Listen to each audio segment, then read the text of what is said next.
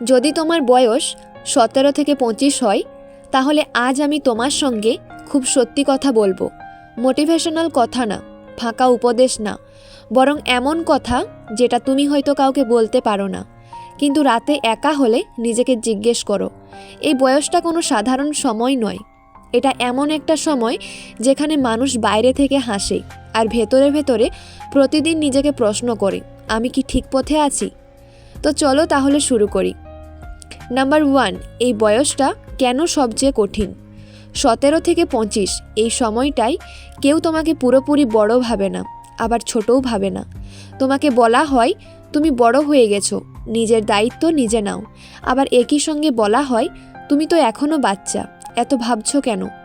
এই বয়সে পড়াশোনার চাপ, কেরিয়ারের ভয়, পরিবারের প্রত্যাশা, সমাজের তুলনা আর নিজের স্বপ্ন সব একসাথে এসে পড়ে।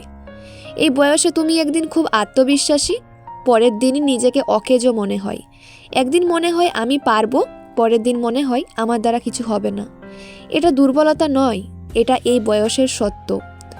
নাম্বার 2, 17 থেকে 25-এ সবচেয়ে বড় যন্ত্রণা জানো কি?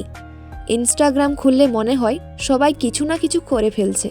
কেউ বিদেশে, কেউ সরকারি চাকরিতে, কেউ বিজনেস শুরু করেছে, কেউ প্রেমে সুখী। আর তুমি হয়তো এখনও পড়ছো, বা ড্রপ নিয়েছো, বা বারবার ফেল করছো, বা নিজের পথটাই বুঝতে পারছো না। আর তখন নিজের সঙ্গে নিজের তুলনা শুরু হয়। কিন্তু শোনো, খুব মন দিয়ে শোনো, তুমি দেরিতে নও, তুমি আলাদা পথে হাঁটছো। সব ফুল একসাথে ফোটে না, কেউ বসন্তে, কেউ বর্ষায়, কেউ শরতে। তুমি কোন ঋতুর ফুল এটা এখনও ঠিক হয়নি। নাম্বার 3, 17 থেকে 25 মানে শুধু পড়াশোনা না। এই বয়সে মানুষ প্রথমবার গভীরভাবে ভালোবাসে, বিশ্বাস করে আর ভেঙে যায়। হয়তো কেউ তোমাকে ছেড়ে গেছে, হয়তো তুমি সব দিয়েও যথেষ্ট ছিলে না তার কাছে। আর তখন মনে হয় আমি কি কম ছিলাম, আমার দোষটা কোথায়? শোনো, কারো চলে যাওয়া মানে তুমি অযোগ্য নও। কখনো কখনো মানুষ নিজের ক্ষমতা অনুযায়ী ভালোবাসতে পারে না। এই বয়সে কষ্ট পাওয়া তোমাকে দুর্বল করে না, বরং ধীরে ধীরে শক্ত বানায়। নাম্বার 4, পরিবার বোঝে না। এই অভিযোগটা সত্যি। অনেকেই বলে আমার বাবা মা আমাকে বোঝে না। হ্যাঁ, অনেক সময় সত্যি বোঝে না, কারণ তাদের সময় ছিল আলাদা, সংগ্রাম আলাদা ছিল, ভয় আলাদা ছিল। তুমি যে চাপের মধ্যে আছো তারা সেই চাপ দেখেনি। কিন্তু একটা কথা মনে রেখো, তারা হয়তো তোমার স্বপ্ন বোঝে না, কিন্তু তোমার নিরাপত্তা চাই। তুমি যদি নিজের লক্ষ্যে স্থির থাকো, তাহলে একদিন তারাই গর্ব করবে। নাম্বার 5, এই বয়সে নিজেকে হারিয়ে ফেলাই স্বাভাবিক। 17 থেকে 25 মানে নিজেকে খোঁজার বয়স। এই বয়সে কেউ বারবার দিক বদলায়, কেউ সিদ্ধান্ত নিয়ে সন্দেহ করে, কেউ নিজের উপর বিশ্বাস হারায়। আর জানো কি, এটা ঠিক আছে। যে নিজেকে খুঁজছে সে একদিন নিজেকে গড়বেই। ভুল পথ নেওয়া ব্যর্থতা নয়, থেমে যাওয়াই ব্যর্থতা।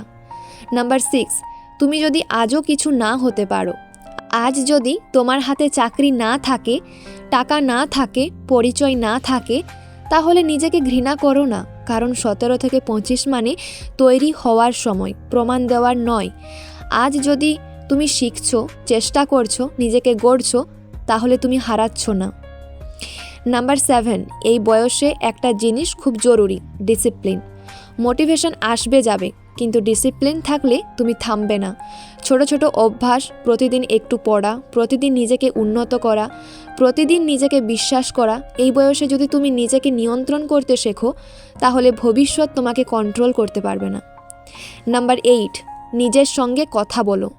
সবাই তোমাকে বোঝাবে কি করা উচিত, কিন্তু খুব কম মানুষ জিজ্ঞেস করবে তুমি কি চাও।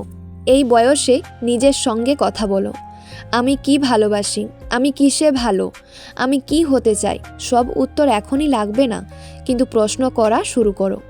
নাম্বার 9, তুমি একা নও। তুমি ভাবছো শুধু আমি এইরকম, না। এই মুহূর্তে হাজার হাজার মানুষ তোমার মতোই বিভ্রান্ত, তোমার মতোই ভীত, তোমার মতোই স্বপ্ন নিয়ে লড়ছে। তুমি একা নও, তুমি দুর্বল নও, তুমি একটা প্রসেসের মধ্যে আছো। নাম্বার 10, যদি তোমার বয়স 17 থেকে 25 হয়, তাহলে নিজেকে সময় দাও। নিজেকে ছোট করো না, নিজের যাত্রাকে অসম্মান করো না। আজ তুমি যা, কাল তুমি তার থেকেও বেশি হবে। কারণ এই বয়সটা শেষ নয়, এটা শুরু।